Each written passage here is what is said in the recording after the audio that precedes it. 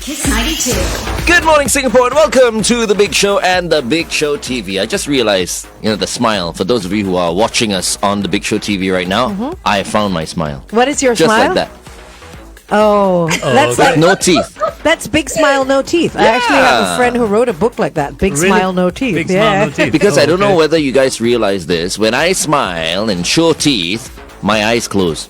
Oh, okay. Only you can say that. Okay. This Got is it. much better. Anyway, welcome Dr. Geraldine Tan, award-winning psychologist from the therapy room. Good morning, Jerry. Good morning. I miss all of you. It feels like a very long weekend. Well, we miss you too because we always look forward to Therapy Tuesdays. Yeah. You always have something so interesting to speak about and something that definitely will help people who are listening in. When Jerry says that, she means she misses me. No, not really. She didn't say you. She said you all. Because I wasn't you around all. last You week. all. She said all of you. Yeah. She barely noticed you were missing last week, She Glenn. feels shy. She was talking about... No, I'm joking. Yeah. So today we're talking about the invisible cloak of mental health Yes. concerns, and it's got nothing to do with invisible clothes and whatnot. No. No. But why? I thought last week you guys talked about manscaping. Manosphere. No, very different from manosphere, Glenn. Two very different things. Male, masculine toxicity. That's what we spoke about. Very different. Yeah, very, very Yes. different. And many listeners missed your input on Oh that. Yes, my goodness. yes. His input would have been very interesting as I well. think it was a blessing in disguise. Yes, I think that so I as wasn't well. around. Yep. Okay, yeah. So, what is this whole invisible cloak of mental health? Yeah, so yesterday I went for a SOS symposium called Sonder. So very inspired, very invigorated. With symposiums, right, you attend them and all the knowledge is just in your head. But there was so much that I actually want to share with more people. So I got the permission of Jasper and some of the panelists and some of the presenters, and I asked them whether I can quote them. So today is their material, not my material, but everything to do with mental health. So it's not just suicide, because a lot of times we look at SOS and we say, oh, the topic of suicide. Yes. But suicide is more than that, it's about what causes that whole deterioration of our mental health. How can we manage it? And I think it was quite interesting because we were talking about some of the more obscure that we don't really see, people that experience difficulty. And I don't think we give them enough attention. So I thought I wanted to talk about that today. Okay. Okay. Well, a very good morning to Jasper and his team. At SOS. Yes, At yeah. SOS. his team did a wonderful job, and it was fabulous. Everybody took away something. Oh, nice. nice. And that's what's going to happen today as well with you, Dr. Jerry. We will with the Excuse me. empowerment of the presenters and the panelists behind us. Yeah. Okay, let's talk to you a little bit more on the Big Show TV. I do apologize, I'm coughing today because of the Nescafe instant coffee. Uh-oh. I feel like I can't take it. Okay. I'm missing my Ahwat Kopio Kosong, which I did not buy. Anyway, here's... So, Jerry, what do we actually understand about mental health issues? Issues, right? So I need us to define a little bit. Okay, so I'm going to throw out when you think of mental health issues, what do you think of? What would be like in the forefront of your head? Depression? Yeah, I was about to say. Depression? Stress? Anxiety. Stress? Anxiety? Yeah. So Irritability. would you really go to that immediately? I was talking about like the Straight away. Or like Yeah. irritability all the time. Irritability all the time. He's trying to be annoying today. I can see where you're saying. Imagine someone who is irritable 24/7. That's got to be a Irritable. condition. And all the husbands are going like, I think I know who that Oh, Dr. Jerry? But yes, depression, anxiety, irritability, where something really annoys you. And, I think I know what Glenn is saying. When it is annoying and you cannot get rid of it, and then you just say you got mental health issues. It's true. You cannot explain away something. So you just label it, right? How about, so is it really just clinical diagnosis? I want us to think about it, because when we say mental health issues and you say, okay, somebody is irritable all the time, you have a problem.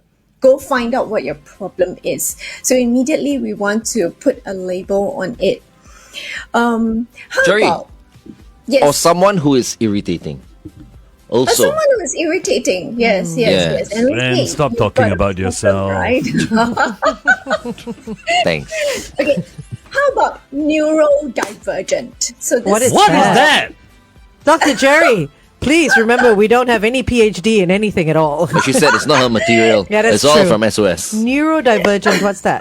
neurodivergent? So a lot of Gen Zers love to use this term. Ask Cheyenne, ask Cheyenne? Shalini. Cheyenne and Shalini. Neurodivergence? Neurodivergence. What does What it is mean? it? She's heard of it. Cheyenne has heard of it. She's heard of everything. What is it? I think it's just the opposite of like neurotypical or neurodivergent is people with like autism or ADHD, or like just a different way that your brain works. So they call it neurodivergence. Oh, so it's an umbrella term Yeah, for umbrella people term. like that, right? Okay. I was watching a TV series the other day, and someone asked their co-star, on the series, are you on the spectrum? Yeah. Yeah, that's the first time I heard that. Just Right. straight up someone No, saying, like "Are you on Jerry the has mentioned that before. No, she's mentioned spectrum. That's why I understood what it meant, okay. But I didn't realize that people just go out there and say, are you on the spectrum? If they think you might be. Yeah. Yeah. Okay. Yeah. Sorry, carry on. So on the spectrum or neurodivergent, and many times. So Cheyenne mentioned autism, and she also mentioned ADHD. So these are two disorders that are quite closely related to neurodivergent, or the assumption that people make when they say neurodivergent. But actually, it is an umbrella term. So, Angel, you caught that. It is an umbrella term. It's for people whose brain differences affect how their brain works. So they have different strengths, challenges, from people who do not have these challenges or differences. So it could be medical disorders, learning disabilities, and other conditions. So it does not have to be only ASD or ADHD, but we use the term so specifically for these two categories, especially for autism. So oftentimes you hear someone saying, oh, they don't want to say that they are autistic, they call someone neurodivergent. But actually it is the whole umbrella term of different things. So it could be Asperger's, dyslexia, all that will fall under neurodivergence? Neurodivergent. Correct. Yeah. So you can just say he is neurodivergent or she is neurodivergent. But Is you that- don't specifically Yeah. know what it is. But it's better. Yeah, than- yeah. No, You know? because I think some of the actual names, autism, ADHD, they've gotten a bad name. Yeah. So I think neurodivergence is an easier way to handle it. Especially if you don't know. Yeah, You It's don't an know easier way to specifically handle what it I is. think. Yeah. FD, you are neurodivergent. In many ways. Neurodivergent. In many ways. Okay. Yeah. Okay. So yes, we accept it, right? So for many of them, when they say neurodivergent and we don't know what it is, then we need to figure out. So when you go into like a workspace or you are in a school, do we want to know the specifics of it? So that's a huge question mark, because is our society ready to hear the different diagnoses and not to problem solve? So yesterday, one of the points that was highlighted is that oftentimes in our society, we highlight a label, we highlight an issue as a problem to be solved. It's very counterintuitive when we say we want to be inclusive. So we are not being inclusive if we treat them as a problem to be solved. Okay. I mean, recently in the American politics, this Waltz's son as well came out as being someone with a non-verbal learning disorder. Does this also fall under divergence? Yes. Neurodivergence. Neurodivergence, sorry. Yeah, I neurodivergence. have an idea. Okay, wait, hold on. Traffic Okay. first. Anyway, Okay. Jerry, we're talking about neurodivergence. And you said you have an idea. Did you? But I keep can't the say it idea? on the radio. I can say it later. On the Big Show when, TV. when we're on the Big Show TV. Okay. Okay. So we have different panelists yesterday, and there was from different walks of life. And there was Kavita, who is neurodivergent, and she had to keep explaining, I am neurodivergent, but I'm not autistic. So that was quite interesting for me that she kept on reminding us. So then what does she have then? Because, I mean, she's not autistic, but, neurodivergent means, The on the umbrella. spectrum. Yeah. Under the No, umbrella. no, Under not the on the umbrella, spec- sorry. under the umbrella, yeah. Under the umbrella. Yes, There's so under many. the umbrella, Yeah. but it does not mean that she has autism, but she did not go on to specify what she has. Does she have ADHD? She It's didn't possible. She did not go on She didn't to specify. What are the other things as well under neurodivergent? autism, Asperger's, dyslexia, non-verbal learning disorders. I was going to ask you, is Tourette's also inclusive? Yes. Okay, Yeah. Tourette's is also under that. But Tourette's, Because you would have been able to tell if she had Tourette's. Yes, I know, but we're not saying that she Oh. didn't specify, so we don't know She what it didn't was. specify. Okay. Stop trying to guess it. We don't know. But confirm it's not Tourette's. yeah, that's one That's thing what you I- can But you can cancel sit. out. You can yeah. sit and have a conversation with someone for an hour, and they have Tourette's, and you'll never know. Because they know what to do to control Yeah. it. Yeah, what are control the it. chances? Yeah. Anyway, Okay. Okay. But she represented a group of people that we call low support needs. So this is the PC term for high functioning. We were talking about over the years, high functioning depression, high functioning anxiety, high functioning this and that. So it's not the PC term. It's not the politically correct term. The politically correct term is low support needs. So they don't need a team of people. So they don't need the psychiatrists, psychologists, the occupational therapists, speech therapists. They don't need a team behind them. And these are very silent. So they tend to, if you don't look closely, they don't appear like they need anything. They look very average, very typical, and they can be very invisible in our community. But it doesn't mean they are not struggling. So this is why we call them the low support needs. But these low support needs actually have a lot of frustration, and they can be the ones that can go on to be so frustrated, deteriorate into depression, anxiety, and then commit suicide. oh dear. Jerry, who decides that they're low support needs? So Jerry, So- you mentioned low support needs individuals. Yes. Who makes that decision? Do they make that decision, or what? On the surface, they don't look like they need anything, right? They can cope in school. They struggle, but they are probably even higher IQ than average. So they compensate. They have a lot of compensatory behaviors, but they are very frustrated. Yet no one knows that they are frustrated until many of them go on into the working world and into adulthood, and they say there is something really wrong with me.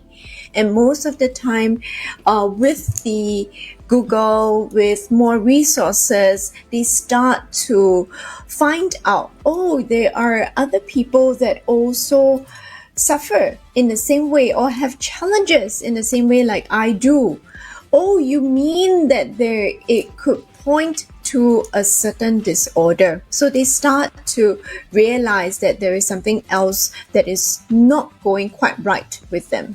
And some people might even live with it all through their lives without getting diagnosed, Yes. right? Because, I Yes. mean, they're just kind of like, oh, I just can't focus, or I just can't do this, I can't concentrate, I can't read, or whatever it is. So I was going to ask you, so who are these people that you said some go through life ending up getting jobs and, fully functioning with low support and other? Who are they amongst us? Are there particular can- groups? No, that's why it's invisible. It can be your colleague, it can be a CEO somewhere, it can be somebody that is doing very well and they realize, oh, but I'm not coping as well and I don't know why. So that's why I said that it is an invisible cloak, because they start to feel, oh, I feel depressed, I feel anxious, I'm not sure why I'm feeling this way. So they manifest some of the signs and symptoms of depression and anxiety, but they may have other underlying issues that are going on.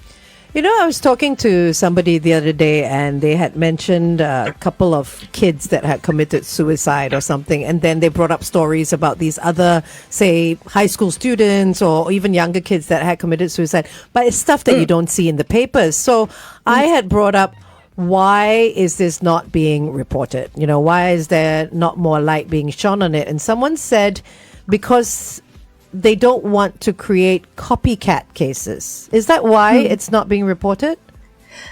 It's really one of the reasons. It's not the only reason. So I think in the school environment, because everybody is in that space, it's an institution, sometimes they are afraid that one person does it, everybody kind of follows. And it's not quite the Werther effect. The Werther effect is actually when a celebrity, somebody that is very well known, dies, commits suicide, then you see a spike in suicidal behaviors or rather suicide in that country. Yeah. But so isn't that's it the better Werther to effect. get the word out? I mean, and speak to kids about stuff like that. I don't know. I'm not a psychologist, but I feel like bringing attention to, say, kids committing suicide, very young teens or even older teens, would the attention about their deaths and about their decisions and what led up to it could help other kids? From the teens' perspective, those that I speak with, they say we need to talk about it. We need to know that whatever that flux that we are feeling is normal. We need to process that. But from the academic institution, from the ministry level, they have a lot of things to consider, and we don't know what they are considering also. So it is also a very difficult decision that they need to make.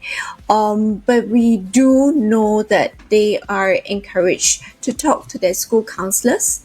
Teachers are also on hand, and this is where I will always encourage the teachers to obtain help, because they too are processing that grief and that shock also. Yeah. So there are numbers out there that Asia has a majority amount of the world's suicide numbers. Yes. So this is a presentation done by Dr. Michiko Ueda, and she permitted me to share some of these numbers. So there's 60%. So Asia itself, if we look at the world suicide rate, take 60%. What? If we only take Southeast Asia, we take 40%. Of the world's So- numbers or the Of six? the world's It doesn't number. It I know is we want to beat the shocking. West all the time, but this is not the way to do it. It doesn't. Southeast Asia. It Yeah. doesn't surprise Yeah. me. Yeah. Wow. Yeah. So why do you think that is, Dr. Jerry? I think there are various reasons, right? So one of the areas that was spoken about, not only by herself, but also by the Bernard Chew of St. Andrews, CEO of St. Andrews Autism Center, and he highlighted the burden of the caregivers. So the caregivers tend to have a lot of weight on themselves. And Dr. Michiko also mentioned that for Asia, many times that burden falls on the family. And we tend to be blamed. The family tends to be blamed for any of the child's or the person with the condition, their behavior. So sometimes if you go out, I think they were sharing that the parents are scolded for bringing the child out who is displaying behavioral issues. But the child cannot control. It is not because the parent did not discipline, but the child has a condition. Yeah. So who are the numbers about though? Are the numbers about the people who are living with disorders, or for their these suicide numbers about their caregivers? No, so it's total suicide numbers in Asia. Oh, okay. Is there a specific age group or anything? No. So what the findings were that the young people had a spike in numbers. Yeah. Interesting. Jerry, Krishna Raj has come onto our Facebook page and said, are these numbers because Asians don't talk about their problems and keep them inside? Yes, I think so. It I could think that's be one of the reasons. conservative, right? Yeah. So it is only one of the reason. So I think on Dr. Michiko's slides, she actually said, or presentation, she says that suicide culturally is permissible in some Asian culture. And I think Mo also, Mo mentioned the copycat one. But so for example, in Japan, certain suicidal act is considered honorable. Okay, yeah. Okay. The seppuku, and some of the jigai. So they think that it is it's very glorified. Like, if the ninja, doesn't complete his task, so they are expected to then commit, I think, harikiri. Take their own I have lives. many friends who are ninjas, by the way. When I go out drinking with them, I turn around, they're gone. That's called the French exit. Okay, Dr. Jerry, so we were talking a little bit about suicide numbers for anyone who's just tuning in now. Those numbers are quite shocking coming out of Asia. And I haven't really got this permission from Eric Feng. He's multi-hyphened young man, but I think he will permit me to say this. He was sharing about entrepreneurs. He took the space for entrepreneurs, and we were talking about suicide numbers. And he's lost a couple of friends to suicide, who are entrepreneurs, and a couple of them to heart attack. I hope I got the numbers right. I think there is a 3 and a 2 somewhere. But I think what it tells us is that, this is another group of people that are very invisible. People don't see them, because they are just expected to perform. They're expected to take responsibility. They're expected to lead the team, and their own mental health is not being looked after. So they need to look after profitability. So they don't talk about their struggles, and most of the time when they meet, they talk about successes. Who likes to hear about struggles, right? And but I think when it comes to, if I can just jump in here, when it comes to entrepreneurs, Never stops you from jumping in anyway. Stop it. When it comes to entrepreneurs, it's because you have to always have that facade of doing well. Otherwise, no one's going to invest in you, right? Yes. So, and you wear so many different hats. You're kind of like that duck above water where you're paddling like so much underneath, but no one can see that because it just looks calm on top. Yes.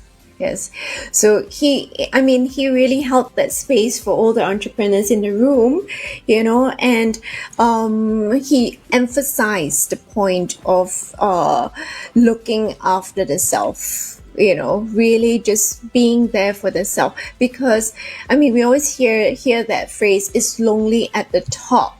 So most of the time, entrepreneurs, Yeah, they are a very lonely bunch of people. So although they do have their social gatherings, sometimes it is true. So what he says is that they meet, but it is hard to talk about struggles. And even if if you're talking about successes, and then you feel, oh, but someone else is more successful. So should I say or should I not say?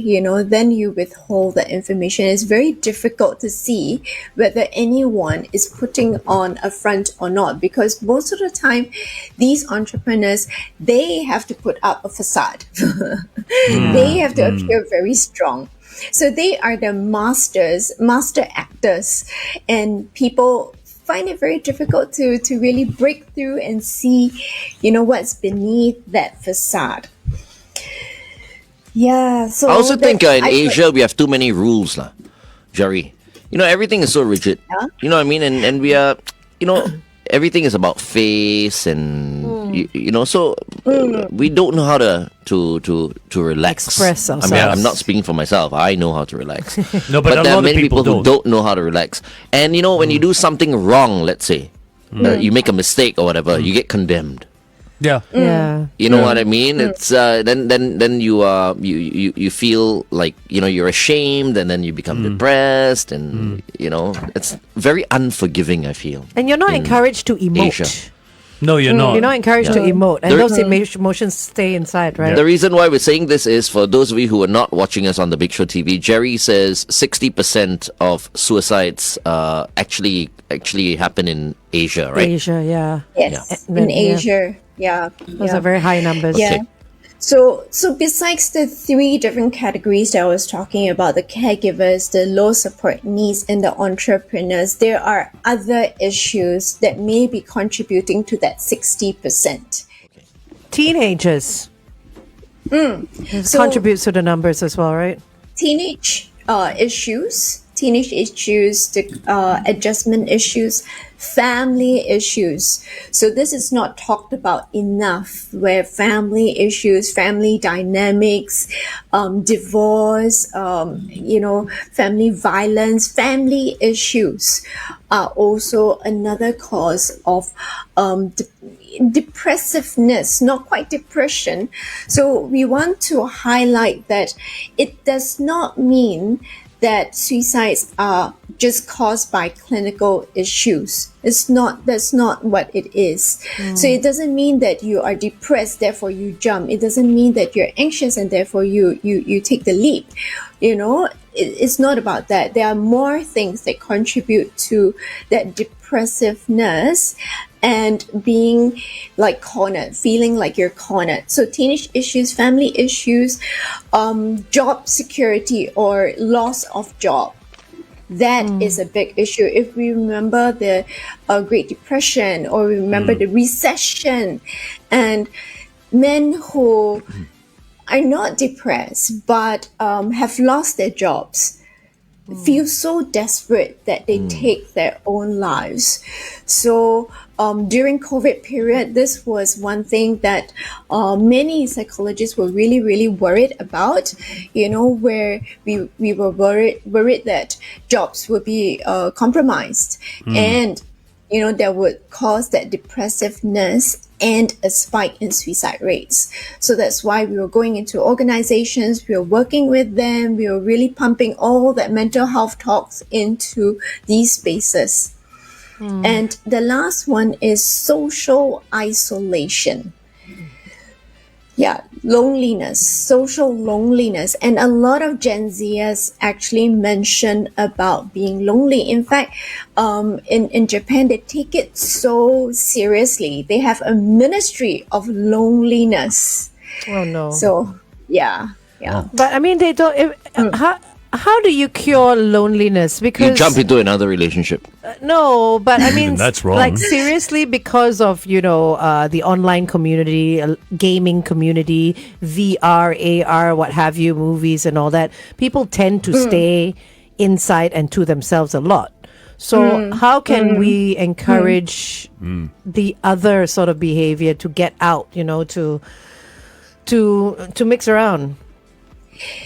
The old-fashioned way with physical sports.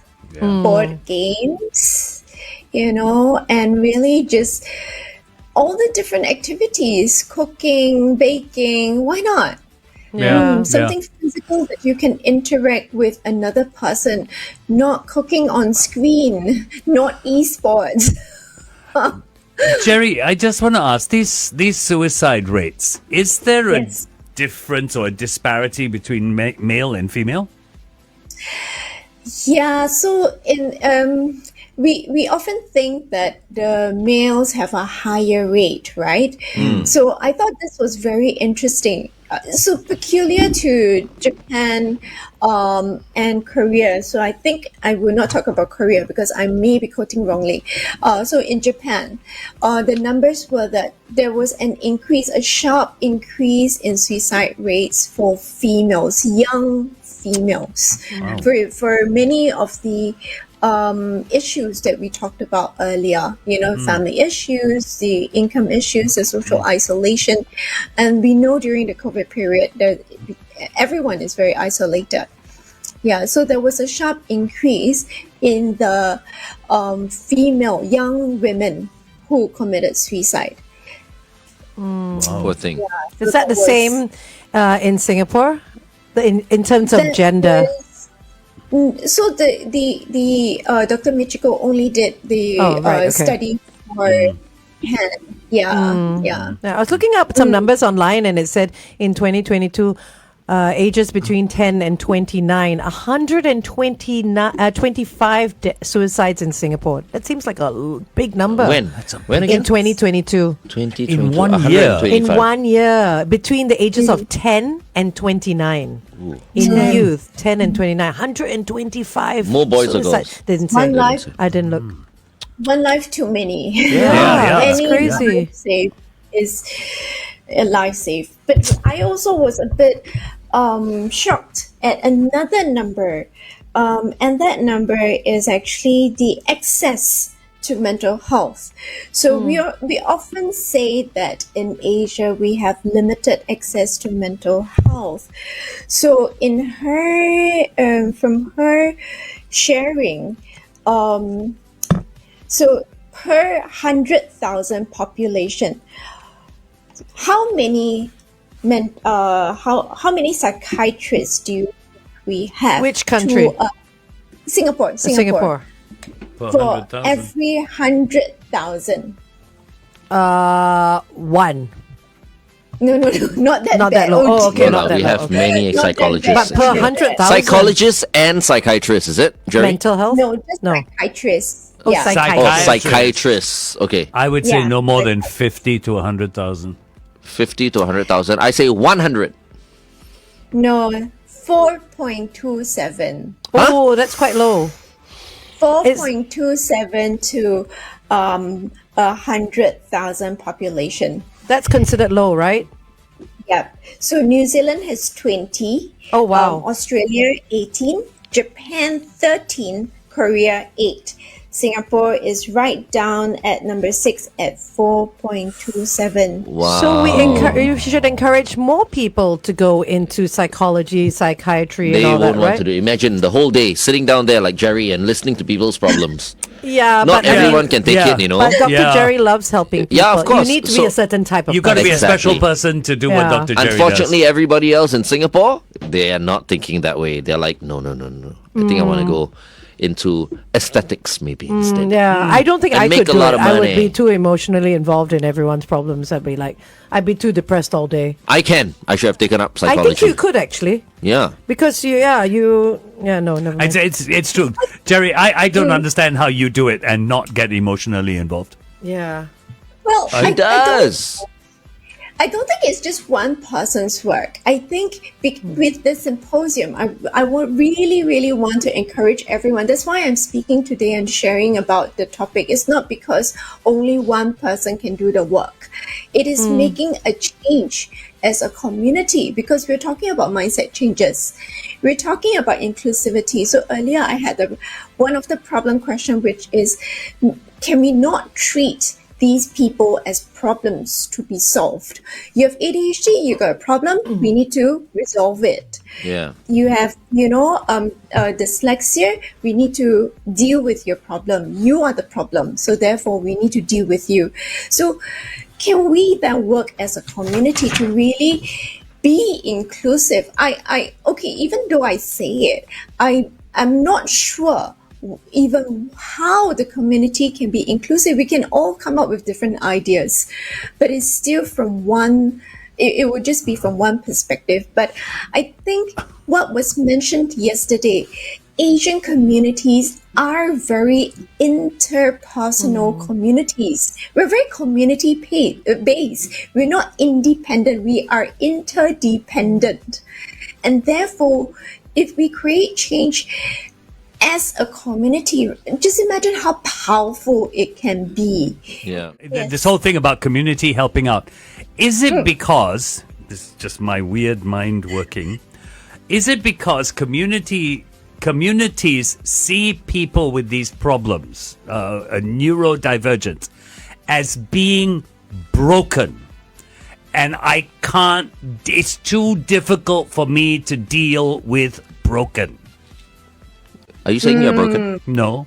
Glenn. Do you get what I mean? So I don't think communities see people as broken. So a collective, so we can use it, it's a double-edged sword if we look at collective cultures. So if you're the outlier, you can either be accepted or you can be discarded.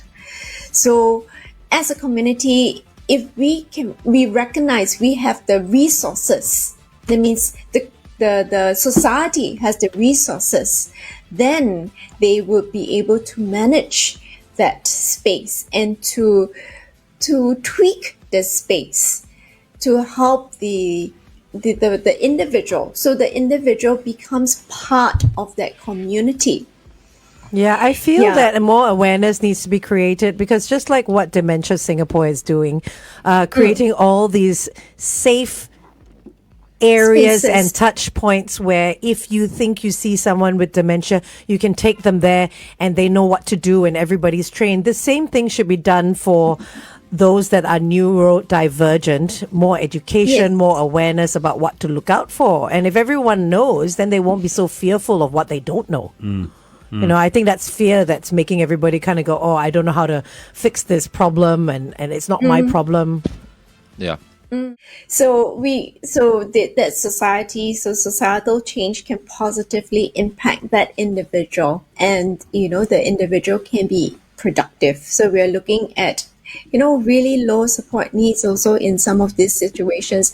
We're looking at entrepreneurs, we're looking at caregivers also. So, just really embracing these communities. It's not just the individuals, but these communities, right, can really help the whole society, because these are contributing individuals also, and these are very productive individuals. So it can contribute to the economic viability of the entire society even, right? So anyways, I'm going to quote Mr. Bernard Chiu from St. Andrew's Autism Center, CEO. He didn't give me permission, but I got a global permission from Gasper to say I can use materials. All right, Jasper. Way to go. So he has 6 tips for the caregivers, because he's not only the CEO of SAAC, but also a caregiver to 2 children with needs. What's So SAAC? St. Andrew's Autism Center. Got it. Okay. Yes. So he has 6 tips. The very first one he wants to remind all caregivers is, it is not your fault. It is not your fault, and I cannot scream it loud enough. The second thing he reminds all of us to take care of your health. That you are not alone.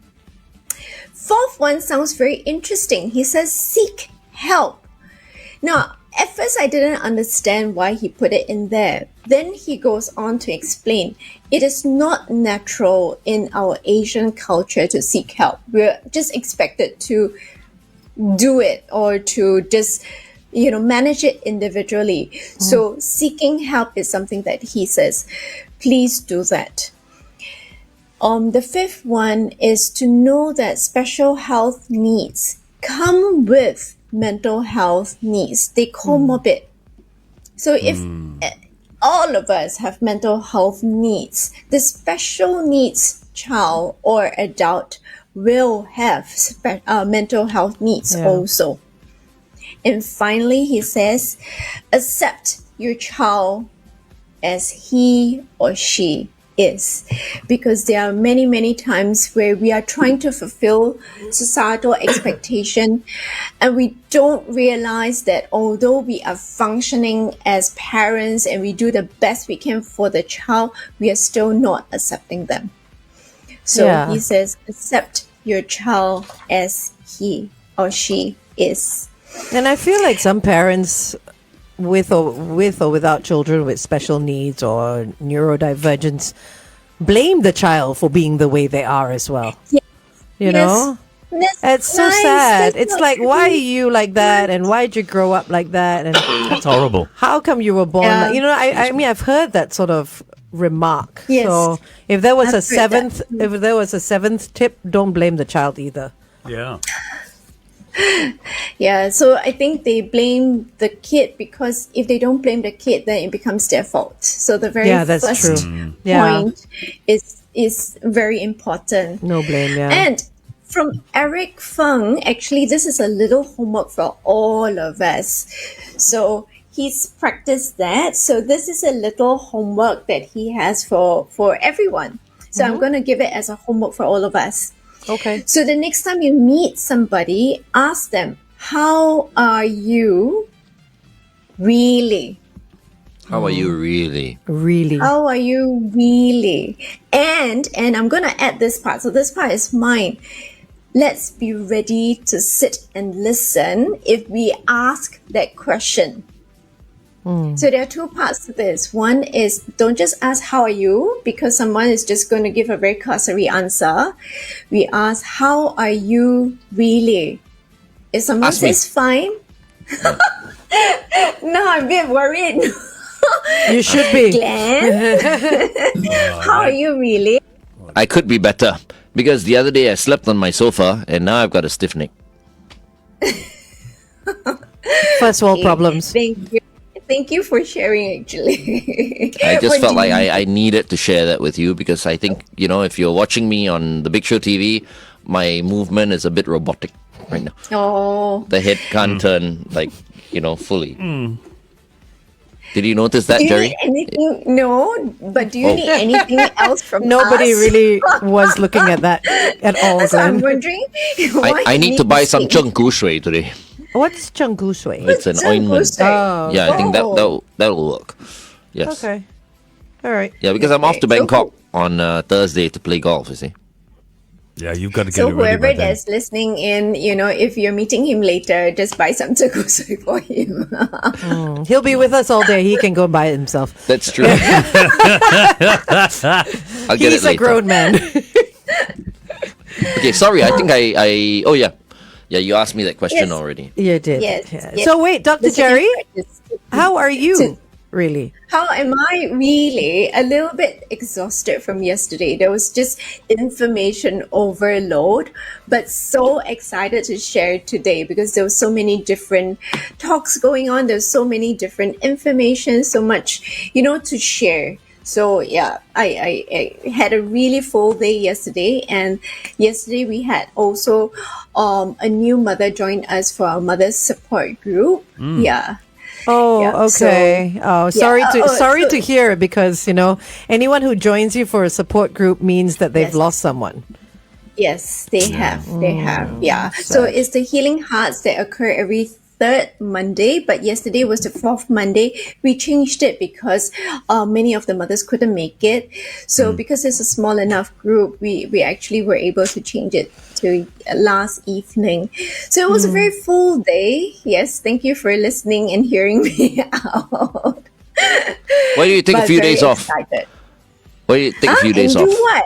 Join me in Glenn's Bangkok. I knew it. You know, I was Come. going to say Glenn's about to ask you to go to Join me. Bangkok. Join me in Bangkok. You can go shopping I- while Glenn plays golf with Yeah. maybe your husband. No, get your husband to Julian, come over. So yeah. Julian and yourself, join me. Leave the Okay, kids at okay, home because it's holidays anyway, right?